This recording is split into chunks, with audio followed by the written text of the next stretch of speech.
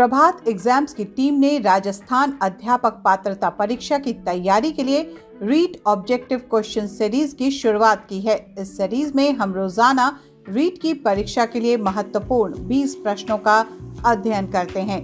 Read की परीक्षा से संबंधित अन्य महत्वपूर्ण प्रश्नों का अध्ययन करने के लिए आप प्रभात प्रकाशन की पुस्तकों को अमेज़न या फ्लिपकार्ट से भी खरीद सकते हैं।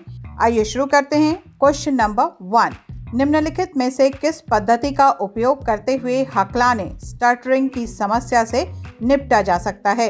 ए, परिणामकारी वाक्, बी, लंबित वाक्, सी, अनुश्रुत वाक्, डी, प्रवर्धित वाक्। सही जवाब है ऑप्शन डी। हकलाने की समस्या बालकों में न केवल आत्मविश्वास में कमी को जन्म देती है बल्कि संवेगात्मक अस्थिरता को भी जन्म देती है। इस समस्या को प्रवर्धित वाक् पद्धति का उपयोग करके समाप्त किया जा सकता है। साथ ही विषय शब्दों का बार बार उच्चारण करवाकर भी इसका निदान संभव है। क्वेश्चन नंबर 2, योग्यता व योग्यता समूहीकरण के परिप्रेक्ष्य में निम्नलिखित में से कौन सा कथन सत्य है? ए, छात्र असहिष्णु होते हैं व भेदों को स्वीकार नहीं करते हैं। बी, विभिन्न योग्यता वाले समूहों को ग्रहण करने के लिए अध्यापकों को बहुस्तरीय शिक्षण को अपनाना चाहिए। सी, विद्यार्थी समूहों में बेहतर सीखते हैं। डी, अबाध व प्रभावी शिक्षण हेतु कक्षा को समरूपी होना चाहिए। सही जवाब है ऑप्शन बी। योग्यता एवं योग्यता समूहीकरण दोनों दो चीजें हैं। एक में किसी के बौद्धिक स्तर और दूसरे में उच्च बौद्धिक स्तर के लोगों का एकत्रीकरण है। उच्च बौद्धिक स्तर वाले लोगों का एकत्रीकरण शिक्षा अधिगम अवस्था में लाभकारी होता है। इससे न केवल विद्यार्थी समूह को लाभ मिलता है बल्कि शिक्षक की शिक्षण प्रणाली या शिक्षण व्यवस्था के संदर्भ में शैक्षिक दृष्टिकोण का पता चलता है। इस तरह व्यवस्थित एवं तार्किक शिक्षा को बनाए रखने के लिए एक अध्यापक को विभिन्न योग्यता वाले समूहों को एकत्रित करके बहुस्तरीय शिक्षण को अपनाना चाहिए। क्वेश्चन नंबर 3, निम्नलिखित में से कौन सा कोनबर्ग के नैतिक विकास के चरणों का लक्षण है? ए, सभी संस्कृतियों से संबद्ध चरणों की सार्वभौम श्रृंखला। बी, विभिन्न चरण एक गैर पदानुक्रम रूप में आगे की ओर बढ़ते हैं। सी, चरणों का परिवर्तनशील अनुक्रम। डी, विभिन्न चरण अलग अलग प्रत्युत्तर हैं न कि सामान्य प्रतिमान। सही जवाब होगा ऑप्शन ए।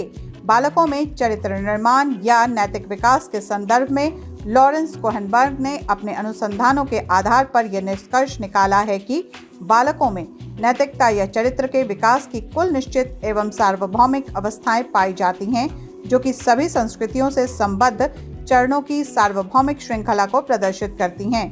क्वेश्चन नंबर 4, अधिगम अक्षमताएं। ऑप्शन ए, सामान्य या उससे अधिक बुद्धि लब्धांक वाले बच्चों में पाई जाती है। बी, समय व हस्तक्षेप के स्वरूप की उपेक्षा करते हुए भी परिवर्तनशील नहीं होती हैं। सी, वस्तुपरक तथ्य है तथा संस्कृति की इनमें कोई भूमिका नहीं है। डी, पठन अक्षमता के पर्याय हैं। सही जवाब होगा ऑप्शन ए। अधिगम अशक्तता वाले बालकों में विभिन्न बीमारियों जैसे डिस्लेक्सिया, डिस्थीमिया, डिस्मोर्फिया आदि पाई जाती हैं। इन बालकों के परिवार के वातावरण को सुधारकर इनके प्रति सकारात्मक व्यवहार अपनाने के लिए सभी को प्रेरित किए जाने की आवश्यकता होती है। इस तरह की समस्याएं सामान्य विद्यार्थियों में तो पाई जाती हैं, साथ ही उनसे अधिक बुद्धि लब्धांक वाले बच्चों में भी पाई जाती हैं। क्वेश्चन नंबर 5, आदिवासी जनजातीय लोग अपना पिछला लिखित रिकॉर्ड नहीं रखते हैं। वर्तमान के इतिहासकार आदिवासी इतिहास कैसे लिखते हैं? ए, प्राकृतिक परंपराओं का प्रयोग करके। बी, आदिवासी पौराणिक कक्षाओं का प्रयोग करके। सी, पुरातत्वीय स्रोतों का प्रयोग करके। डी, चर्चित परंपराओं का प्रयोग करके। सही जवाब है ऑप्शन डी। आधुनिक इतिहासकार आदिवासी जनजातीय लोगों का इतिहास लिखने के लिए चर्चित परंपरा का प्रयोग करते हैं।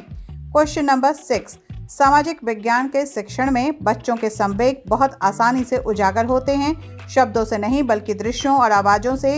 इसके लिए शिक्षण का कौन सा तरीका सबसे अधिक प्रभावी है? ए, क्षेत्र भ्रमण और सर्वेक्षण। बी, कक्षीय चर्चाएं। सी, परियोजना पद्धति। डी, व्याख्यान पद्धति। सही जवाब होगा ऑप्शन ए। सामाजिक विज्ञान शिक्षण में कुछ नवाचारों का प्रयोग किया जाना बच्चों के संवेगों को सही दिशा देने के लिए आवश्यक है। चित्र भ्रमण और सर्वेक्षण नवाचार सामाजिक विज्ञान शिक्षण की दिशा को प्रभावशाली बनाते हैं। क्वेश्चन नंबर 7, निम्नलिखित में से कौन सा मौखिक तर्कना से संबंधित है? ए, संकल्पनाओं का तत्काल अनुप्रयोग एवं वाल्गी विस्तार। ऑप्शन बी, चरणबद्ध प्रक्रिया एल्गोरिथम का वर्णन करना। सी, समकक्ष व्यक्तियों का अनुकरण। डी, शब्दों का जोर से उच्चारण करते हुए एक लेख लिखना। और सही जवाब है ऑप्शन ए, संकल्पनाओं का तत्काल अनुप्रयोग एवं वाल्गी विस्तार मौखिक तर्कना से संबंधित है। क्वेश्चन नंबर 8, दादन व्यवस्था है। ऑप्शन ए, जहां व्यापारी अग्रिम राशि देता है और उत्पाद प्राप्त करता है। बी, जहां व्यापारी कच्चे माल की आपूर्ति करता है और तैयार माल प्राप्त करता है। सी, जहां व्यापारी अपने माल को किश्तों में बेचता है। डी, जहां व्यापारी श्रमिकों पर अतिरिक्त घंटों के लिए काम करने हेतु जोर डालता है। और सही जवाब है ऑप्शन बी, दादन व्यवस्था एक ऐसी व्यवस्था है जहां व्यापारी कच्चे माल की आपूर्ति करने के साथ साथ तैयार माल भी प्राप्त करता है। क्वेश्चन नंबर 9, कॉमन एरा क्या है? ए, आदेश जारी करने के लिए सरकार द्वारा स्वीकृत भारतीय एरा। बी, हिंदू एरा और इस्लामिक एरा के सम्मिश्रण से विकसित एक नया एरा। सी, ऐतिहासिक घटनाओं का अध्ययन करने का नया एरा। डी, क्रिश्चियन एरा जो अब दुनिया के अधिकांश हिस्सों में स्वीकृत है। सही जवाब है ऑप्शन डी, क्रिश्चियन एरा को ही कॉमन एरा कहा जाता है। वर्तमान में ये दुनिया के अधिकांश हिस्सों में स्वीकृत है। क्वेश्चन नंबर 10, सामाजिक विज्ञान कक्षा में अन्योन्य क्रिया पर्यावरण को बढ़ावा देने के लिए निम्नलिखित में से कौन सा उपागम सबसे उपयुक्त होगा? ए, व्याख्यान और स्पष्टीकरण। बी, वृत्तचित्र डॉक्यूमेंट्रीज दिखाना। सी, श्रुति लेखन एवं अभ्यास। डी, लगातार जांच। सही जवाब है ऑप्शन बी, वृत्तचित्र का प्रयोग करके सामाजिक विज्ञान कक्षा में अन्योन्य क्रिया पर्यावरण को बढ़ावा दिया जा सकता है।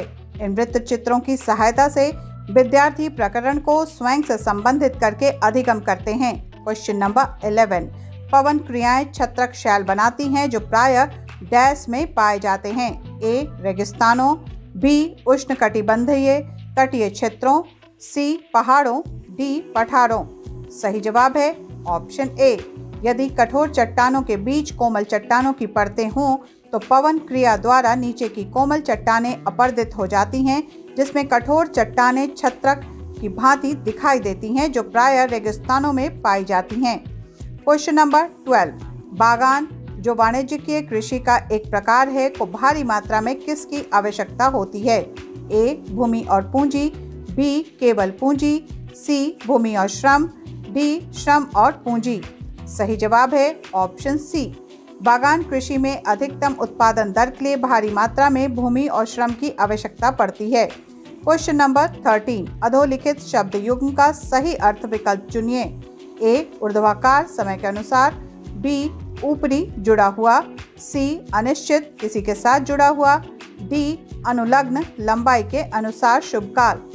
सही जवाब है ऑप्शन सी, अनुलंब का अर्थ अनिश्चित तथा अनुलग्न का अर्थ किसी के साथ जुड़े होने से है। क्वेश्चन नंबर 14, भाषा शिक्षक को एक बहुसांस्कृतिक कक्षा में किस बात पर बल देना चाहिए? ए, बच्चों को भाषा प्रयोग के अधिक से अधिक अवसर देना। बी, पाठ्यपुस्तक के प्रत्येक पाठ को भली भांति समझना। सी, बच्चों को व्याकरण सिखाना। डी, स्वयं भाषा का शुद्ध प्रयोग करना। सही जवाब होगा ऑप्शन ए, कक्षा में बच्चों को बोलने अथवा विचार व्यक्त करने के अधिक से अधिक अवसर देने पर वे अनेक संस्कृतियों से परिचित होते हैं तथा भिन्न भिन्न संस्कृतियों का अधिगम करते हैं। अतः शिक्षक को बहुसांस्कृतिक कक्षा में बालक को भाषा प्रयोग के अधिक से अधिक अवसर देने चाहिए। क्वेश्चन नंबर 15, विसर्ग संधि का उदाहरण है? ए, अतएव। बी, विस्मरण। सी, उच्चारण। डी, विसर्ग। सही जवाब है ऑप्शन ए, अतएव अतः जोड़ एव होता है, इस शब्द में विसर्ग संधि है।